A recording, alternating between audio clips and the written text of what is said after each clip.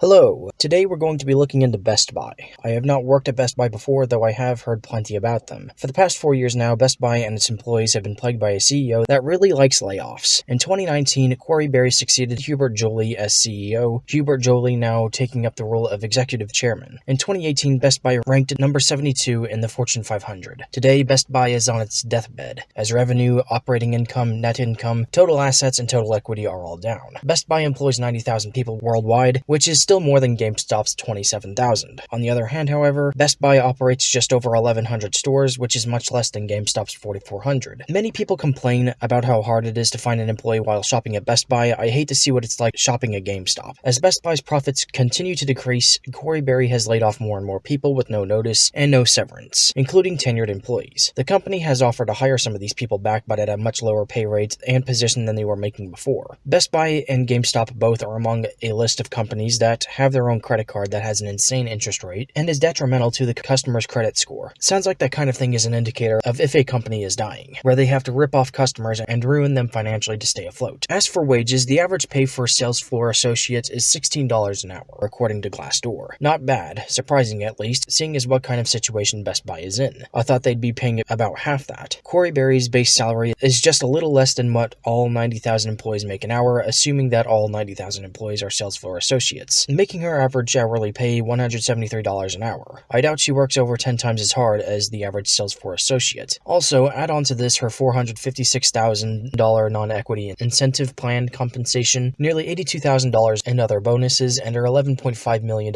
gained from investments, totaling at over $13 million yearly. All things that common employees are unlikely to have. I'm also surprised we haven't heard of Best Buy cutting off their in-store ACs yet, but maybe we will learn something today, because today I'm going to be taking a dive into the Reddit community r/Best Buy workers. The first thing I have laid my eyes on is this text post titled "I need help." Definitely not a red flag at all when your employees are crying for help. Let's read. Hello, fellow BBY slaves. I have a serious issue with management at my store. I recently got promoted to Geek Squad from the sales floor, yet they keep dragging my ass back to the sales floor whenever they need coverage. Unless I misread my job offer or my job code as consultant to agent, I'm pretty sure I don't need to work the sales floor. What is my best course of action, and what advice can you provide to deal with this? I really do not like working on the sales floor, since they like to overwork you until you're dead. Thank you in advance. This is something that would happen quite frequently when I worked at Country Mart. Country Mart is a grocery store chain that I used to work at between 2019 and 2021. Up to about halfway into 2020, I was working in deli. Then I went to the grocery department, which is basically just stocking. At the end of that year's August,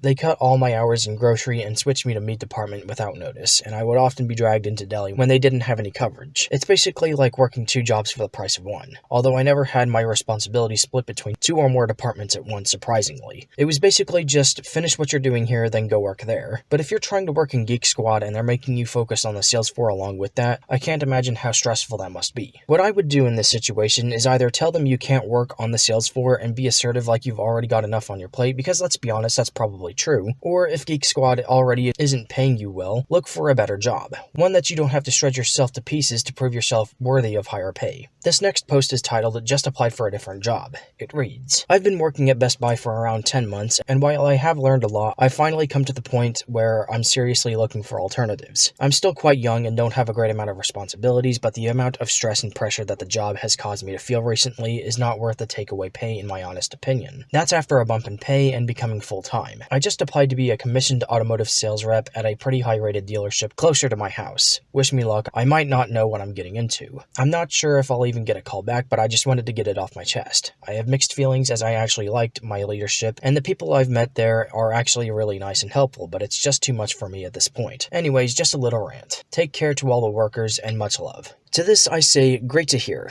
I hope this new job is not only fulfilling, but carries you a long way in life. And I'm glad you were able to maybe escape the black hole of retail, something that I've been trying to do for years now, despite being jobless without a job in either retail or fast food. Something that is criminally rare in retail is good leadership. And while leadership was at least friendly, understanding, and easy to get along with at Country Mart as well as Dollar General, surprisingly, places like Walmart and Brahms have unfortunately left a sour taste in my mouth. Let's be honest, those managers you're you're working with are probably going to be at the chopping block in the next round of layoffs, whenever that happens. And it will happen. Next, and the final story we'll be reading is titled, Can I Just Get On Here to Complain? All this generation wants to do is complain.